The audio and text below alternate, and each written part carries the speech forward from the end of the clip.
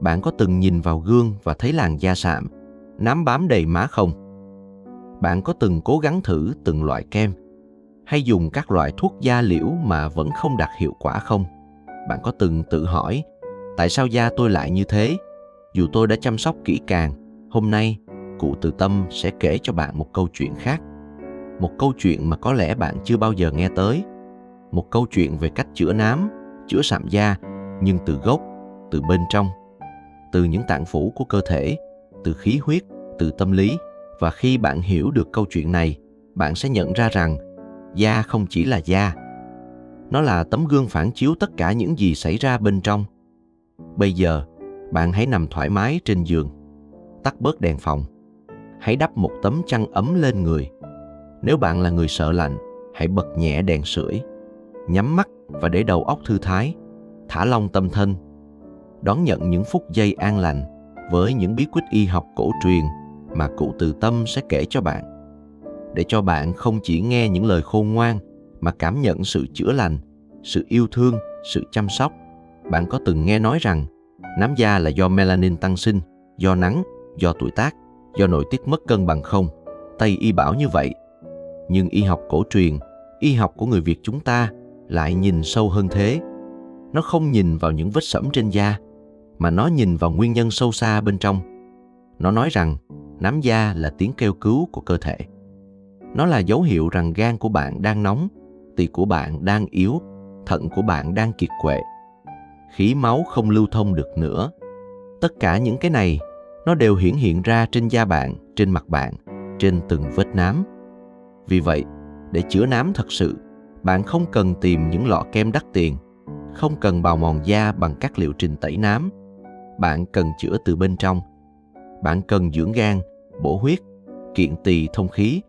Bạn cần yêu thương bản thân mình, chăm sóc bản thân mình đúng cách. Và khi bạn làm vậy, da của bạn, nó sẽ tự tỏa sáng, nó sẽ tự khỏe lại. Hôm nay, chúng ta sẽ đến làng dưỡng sinh, một ngôi làng nhỏ, nơi mà thời gian như chảy chậm hơn, nơi mà gốc cây đa cổ thụ vẫn nơi đó, nơi mà cụ Từ Tâm thường xuyên ngồi, nơi mà những người dân của làng đến để nghe lời khuyên, tìm sự chữa lành. Chúng ta sẽ gặp gỡ chị Mai, một phụ nữ bị dằn vặt bởi những vết nám trên mặt, sự lo lắng về tuổi tác. Chúng ta sẽ gặp anh Hoàng, người luôn tò mò, người luôn có những câu hỏi thông minh. Chúng ta sẽ gặp cụ Từ Tâm, một vị lương y già, người đã giúp hàng trăm người, hàng nghìn người tìm lại sức khỏe, tìm lại niềm tin vào bản thân. Và trong những phút tới, bạn sẽ học được những điều mà có lẽ bạn chưa bao giờ nghe tới. Bạn sẽ khám phá rằng da của bạn, nó có thể sáng lên. Nám của bạn, nó có thể biến mất. Nhưng bắt đầu từ sâu trong, bắt đầu từ những tạng phủ, bắt đầu từ tâm lý, bắt đầu từ tình yêu với bản thân. Vì vậy, bạn hãy thả lỏng toàn bộ cơ thể, hãy quên đi tất cả lo lắng. Bây giờ chỉ có bạn và câu chuyện này, chỉ có bạn và sự yêu thương mà bạn sắp học cách dành cho chính bản thân. Chúng ta sẽ bắt đầu ngay bây giờ. Chiều hôm ấy ở làng dưỡng sinh, mặt trời đã ngã qua tán cây đa già. Ánh sáng vàng ấm áp rọi xuống mặt đất. Khói trà xanh lững thừng bay qua không khí. Quán nước trước sân đình lại đông vui. Toàn các chị phụ nữ quanh vùng, người bán hàng, người làm ruộng, người chăm con. Nhưng ai nấy cũng đều ôm một nỗi niềm riêng. Gốc cây đa cổ thụ vẫn nơi đó. Những cái ghế bằng gỗ đã cũ kỹ. Những chiếc ấm trà bằng sứ đỏ. Lá trà xanh mướt trong ấm nhỏ. Mùi trà pha lồng quyện với mùi đất ẩm. Tất cả tạo nên một không khí an bình. Chị Mai ngồi trong góc. Chị ôm chiếc cốc trà với hai tay. Chị nhìn xuống chiếc tách đó như đang nhìn vào một gương. Mặt chị sạm, nám bám khắp má. Chị đã thử bao nhiêu loại kem, bao nhiêu toa thuốc mà vẫn chẳng có tác dụng gì. Chồng chị nói thôi, chị đừng tốn tiền nữa, da thế rồi. Nhưng chị vẫn thầm lo, tuổi chị rồi, còn ai thích một phụ nữ xấu xí như chị nữa. Chị Mai cất tiếng, giọng vừa buồn vừa chán. Cụ ơi, con chán lắm rồi. Nám với sạm bám đầy má, dùng đủ thứ thuốc mà vẫn thế. Chồng con bảo thôi, đừng tốn tiền nữa, da thế rồi. Cụ Từ Tâm đang vê điếu thuốc lào. Nghe xong cụ khẽ gật đầu. Cụ châm lửa, hít một hơi. Tiếng ọc vang lên nhẹ nhàng. Khói trắng từ từ quyện vào nắng chiều. Cụ chậm rãi nói, Cái nám ấy, nó chẳng phải chỉ là một vết trên da đâu. Nó là tiếng kêu của thân thể, của cái gan, cái tỳ, cái thận và cả tâm trí nữa. Con ơi, anh Hoàng tò mò xen vào. Anh nhìn cụ với ánh mắt tò mò. Thế sao cụ? Chỉ là nám thôi mà cũng dính đến gan thận cơ à? Cụ cười khà khà. Giọng cụ vừa hiền vừa sâu sắc. Là vậy. Tây y bảo nám là melanin tăng sinh do nắng, tuổi hay nội tiết. Nhưng đông y nhà mình thì nhìn sâu hơn. Gan mà nóng, khí huyết ứ trệ, thận yếu, tỳ kém, thì máu lưu thông, da mới sạm, mới sậm. Nám ấy là cái tiếng thở dài của ngũ tạng, là khi bên trong mất cân bằng, bên ngoài mới xấu đi. Cụ rót thêm ấm trà. Chiếc ấm nhỏ xin phát ra tiếng sảy sào. Nước trà vàng ơi kéo từ ấm vào chén. Mùi trà hơi nồng nàn bay lên. Cụ nhìn chị Mai. Mắt cụ vừa nhân từ vừa sâu hiểu. Cái gan nóng, nó từ đâu ra? Từ lo lắng, từ stress, từ ăn cay, từ thiếu ngủ, thận yếu. Nó cũng từ đâu? Từ lao lực, từ tuổi tác, từ lịch sử bệnh tật. Cụ hỏi con có hay lo lắng không? Ăn có đều không? Ngủ có đủ không? Lạnh bụng không? Chị Mai gật gật, cười cười. Tất cả đều đúng, tất cả đều xảy ra với chị. Cụ từ tâm nhìn chị Mai. Rồi cụ nhìn anh Hoàng. Rồi cụ nhìn những phụ nữ khác ngồi quanh gốc đa. Chúng con đều sẽ tìm được câu trả lời hôm nay. Cụ bảo thế. Câu trả lời không phải là một lọ kem nào, mà là sự hiểu biết, là sự chăm sóc từ bên trong, là tình yêu với bản thân. Khói trà xanh quyện khói thuốc lào. Nắng chiều vàng ơi, mặt trời sắp lặn. Tất cả mọi người ngồi im lặng, lắng nghe từng từ, từng câu của cụ. Chị Mai đặt cốc trà xuống. Chị nắn chặt tay vào nhau như đang cầu xin. Cụ ơi, con thật sự chán chê rồi. Cơ thể con từng là trắng hồng ngày xưa. Chồng con bảo con xinh lắm. Nhưng bây giờ, con xấu xí lắm. Con không dám ra đường, không dám gặp người quen, sợ người ta cười con, sợ bị kỳ thị. Chồng con cũng không nói gì mấy. Con biết rằng chồng con cũng chẳng thích con nữa. Giọng chị Mai bắt đầu run. Có những giọt nước mắt nhỏ chảy xuống má chị. Những vết nám trên khuôn mặt chị từng bước lộ rõ hơn khi ánh sáng chiều rọi vào. Anh Hoàng ngồi cạnh chị Mai. Anh nhìn cụ từ tâm với vẻ tò mò. Cụ ơi, con không hiểu. Tại sao da chị Mai sạm lại mà bệnh viện nói là melanin tăng sinh thôi?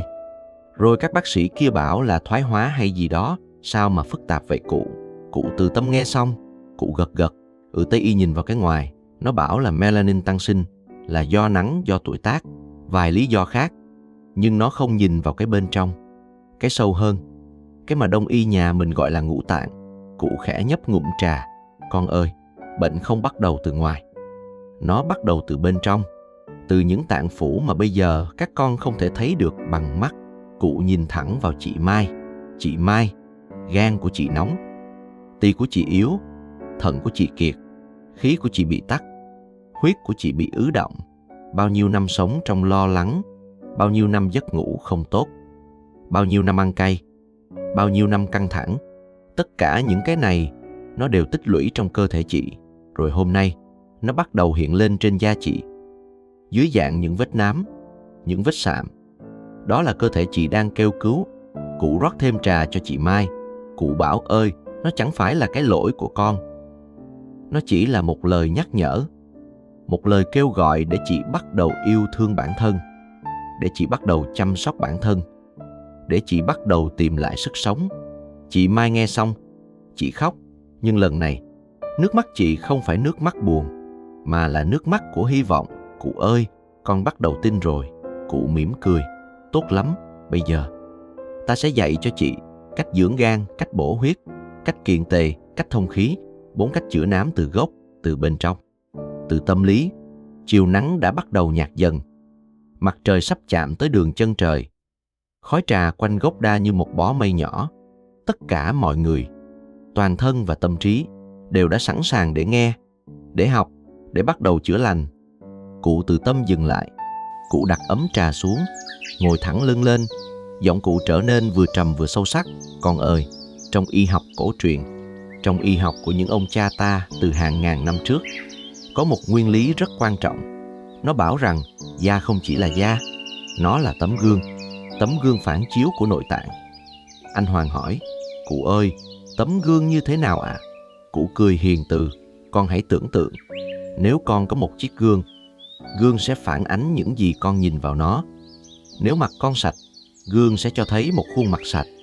Nếu mặt con dơ bẩn, gương sẽ cho thấy một khuôn mặt bẩn. Da của chúng ta cũng vậy. Cụ nhìn vào chị Mai, cái nám ấy, cái sạm ấy, nó chẳng phải do da mặt xấu. Nó là do con bị yếu từ bên trong. Nó là do cơ thể con đang báo hiệu rằng bên trong tạng phủ gặp vấn đề, đang bị mất cân bằng rồi.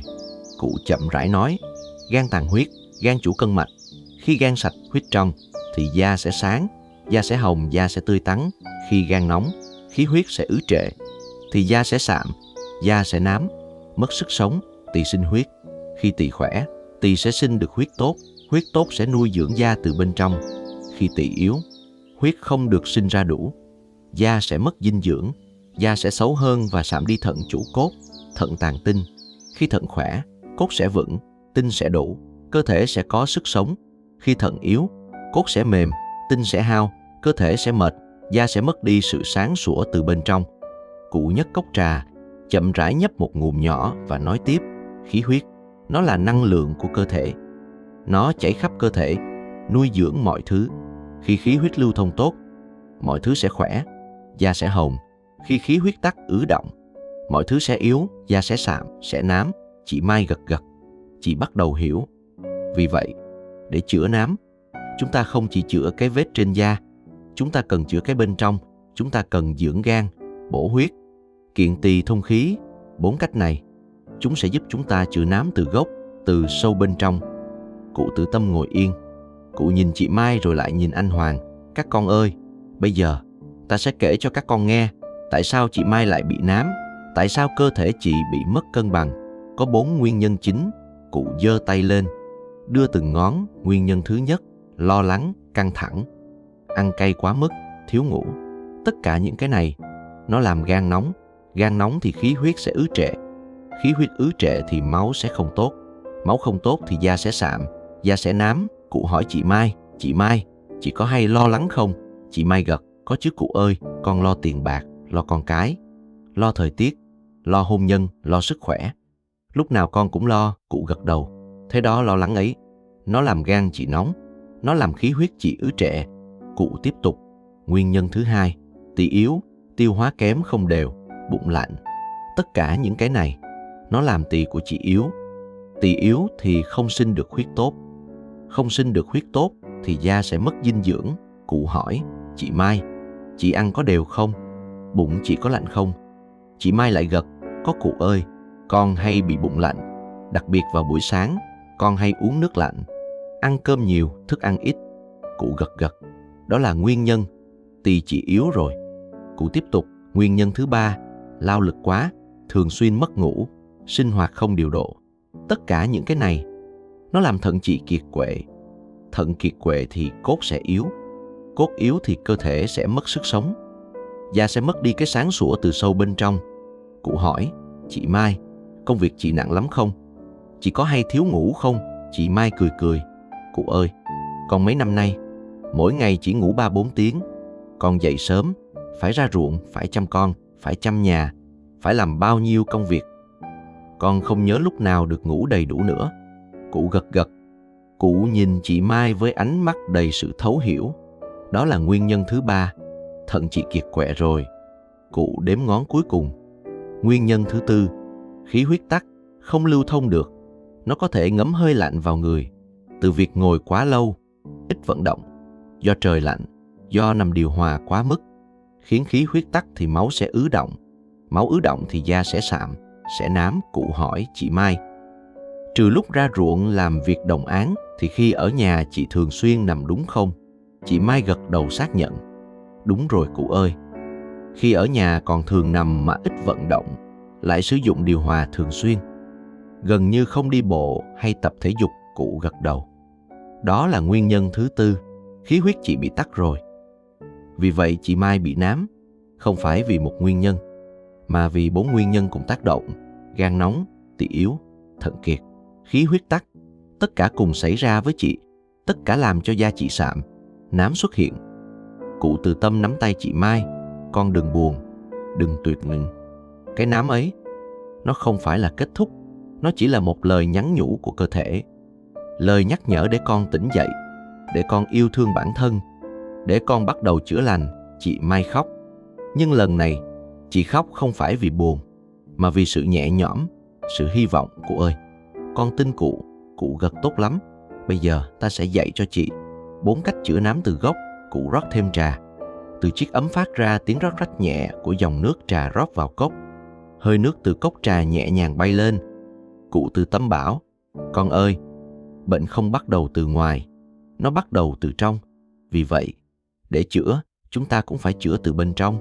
Chúng ta phải dưỡng gan, bổ huyết, kiện tỳ, thông khí. 4 cách này sẽ giúp con. Chế độ ăn đúng, uống đúng, tập luyện đúng và tâm lý tích cực sẽ giúp con chữa lành, sẽ giúp con trở lại xinh đẹp, trở lại khỏe mạnh. Anh Hoàn hỏi, cụ ơi, bao lâu mới thấy kết quả? Cụ cười hiền từ, 2-3 tháng. Chị sẽ thấy da sáng hơn, sạm giảm bớt. Mặc dù nám chưa biến mất hẳn, nhưng chị sẽ cảm thấy khác biệt. 6 tháng đến 1 năm, chị sẽ quên mình từng lo lắng về nám. Vì lúc đó, da chị sẽ sáng lên, sẽ hồng tươi, sẽ tươi tắn. Mà nhất là, chị sẽ cảm thấy khỏe, cảm thấy vui, cảm thấy được yêu thương. Chiều nắng tiếp tục nhạt dần. Gốc cây đa như một nơi ẩn náu, nơi mà tất cả những nỗi niềm được nhìn thấy, được nghe thấy, được chữa lành. Tất cả mọi người ngồi đó với hy vọng mới, với sự tin tưởng mới, với niềm tin rằng bệnh có thể chữa, bản thân có thể khỏe lại. Cụ Từ Tâm ngồi lên. Cụ chuẩn bị để giảng 4 phương pháp chữa nám từ gốc. Con ơi, bây giờ ta sẽ dạy cho chị cách dưỡng gan, cách bổ huyết, cách kiện tỳ, cách thông khí. Cụ bắt đầu với phương pháp thứ nhất. Phương pháp thứ nhất, dưỡng gan, thanh huyết. Gan mà sạch, huyết mà trong thì da tự sáng. Cụ chỉ vào cái cốc trà. Chị Mai, chị sẽ uống trà diệp Hạ Châu, đinh lăng, atiso, nhân trần. Những thứ này, chúng sẽ giúp gan chị sạch, huyết chị trong. Anh Hoàng hỏi, cụ ơi, uống thế nào? Bao lâu một lần? Cụ trả lời, uống mỗi ngày 1 cốc vào buổi sáng hoặc buổi chiều. Không nên uống tối, vì những loại trà này, nó sẽ kích thích. Uống liên tục 2-3 tuần, chị sẽ thấy da sáng hơn, sạm giảm bớt. Cụ lại chỉ vào tách trà. Cụ bảo, gan tàn huyết, huyết sạch thì da sáng, uống nước gan mát, máu chảy thông dong, da hồng như hoa đào tháng 2. Bây giờ đến phương pháp thứ hai, bổ huyết, thông khí. Cụ nhấc tay lên. Huyết mà ứ thì da sạm, huyết tốt thì da hồng. Cụ bảo, chị Mai sẽ dùng đương quy, bạch thược, kỷ tử, nhân sâm. Những thứ này sẽ giúp chị bổ huyết, thông khí. Khi huyết tốt, lưu thông tốt, da sẽ hồng, sẽ sáng. Anh Hoàng hỏi, cụ ơi, dùng như thế nào? Cụ giải thích, có thể nấu canh, có thể kết hợp với món ăn, có thể nấu trà, mỗi ngày ăn một chút, không cần nhiều, vừa đủ ăn liên tục. 3-4 tuần, chị sẽ thấy kết quả. Cụ tiếp tục, ngoài ra, chị Mai nên ăn thêm đậu đỏ, mè đen, táo đỏ, long nhãn. Những thứ này, toàn nhà mình có sẵn rẻ mà bổ lắm. Ăn mỗi ngày một chút, sẽ giúp chị bổ huyết. Cụ bảo huyết sinh từ tỵ, tàn ở can, hành ở tâm, quy phế, căn ở thận, ngũ tạng hòa thì huyết sinh. Da mới sáng, chị Mai ghi chép, ghi những gì cụ nói, chị cảm thấy. Câu trả lời đang dần dần hình thành. Không phải là một lọ kem, mà là một cách sống, một cách chăm sóc bản thân. Cụ Từ Tâm tiếp tục. Phương pháp thứ 3, kiện tỳ, phục hồi đường ruột. Tỳ mà khỏe thì sinh huyết. Huyết nuôi da, cụ nói từ tốn, hàng ngày, ăn chậm, nhai kỹ, không nên ăn quá nhanh, quá no. Dùng men dưa muối, uống kombucha hay còn gọi là men lợi khuẩn. Những thứ này sẽ giúp tỳ khỏe hàng tối. Ngâm chân trong nước nóng có gừng muối khoảng 15 phút mỗi tối trước khi ngủ sẽ giúp chị dễ ngủ, đưa khí huyết về tỳ vị. Anh Hoàng hỏi, cụ ơi, gừng muối như thế nào? Cụ bảo, một miếng gừng tươi, gọt vỏ, thái mỏng, cho vào nước ấm, bỏ vào một nắm nhỏ muối biển, ngâm chân vào đó. Mỗi tối ngâm 15 phút sẽ giúp chị lưu thông khí huyết, giữ ấm cơ thể. Cụ bảo tỳ sinh huyết, huyết nuôi da, da đẹp bắt đầu từ ruột êm. Bây giờ, phương pháp thứ 4, chăm da tại chỗ, nuôi biểu bì.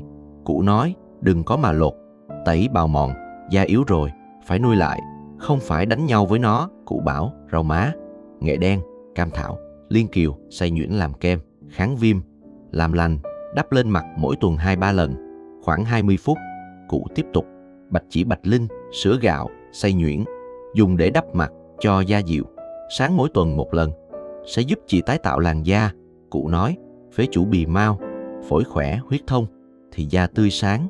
Chị Mai nghe xong, chị cảm thấy 4 cách không phức tạp mà đơn giản, dễ làm, rẻ và tự nhiên.